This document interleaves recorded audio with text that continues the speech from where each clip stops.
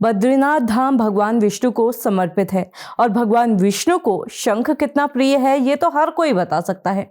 इसके बावजूद बद्रीनाथ धाम में शंख बजाना वर्जित है, क्योंकि कहा जाता है कि शंख की आवाज से जनरेट होने वाली वाइब्रेशंस की वजह से यहाँ हिमस्खलन हो सकता है।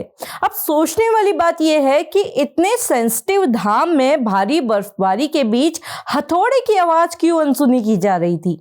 क्यों हमारी पारंपरिक बातें रिवाजों को दरकिनार करके पहाड़ों को विकास की भेंट चढ़ाया जा रहा है? नमस्कार, मैं हूं रक्षिता।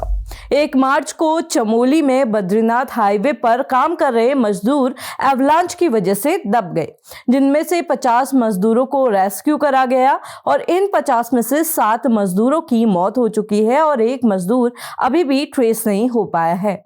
उत्तराखंड हर प्राकृतिक आपदा के लिहाज से काफी संवेदनशील राज्य है। इसी वजह से यहाँ कई अनलिखे नियम और परंपराएं चली आ रही हैं, जैसे बद्रीनाथ में शंख नहीं बजाना, भारी बर्फबारी वाली जगहों से लोगों का सर्दियों के वक्त पलायन करके निचले इलाकों में आ जाना, ऊंची जगहों पर शोर न करना आदि। पर कहीं ना कहीं इतनी सारी आपदाओं के बाद भी आज तक प्रदेश में प्रॉपर डिजास्टर मॉनिटरिंग सिस्टम विकसित नहीं हो पाया है। इससे पहले फरवरी 2021 में चमोली में एक ऐसा ही हादसा हुआ था, जब चमोली जिले में ऋषिगंगा कैंचमेंट से जल प्रलय निकला। तब मामला ताजा था, तो इस तरह के खतरों से पहले ही सचेत रहने के लिए तमाम कसरतें की गई। यहां तक कि ग्लेशियर क्षेत्रों में सैटेलाइट से निरंतर निगरानी की बात भी सामने आई थी, ताकि वक्त रहते ग्लेशियर और ग्लेशियर झीलों में आ रहे असामान्य बदलावों की पहचान की जा सके। लेकिन माणा क्षेत्र में जिस तरह से बीआरओ के श्रमिक एवलांच जोन में निरंतर काम कर रहे थे, वो इन दावों पर सवाल खड़े करता है।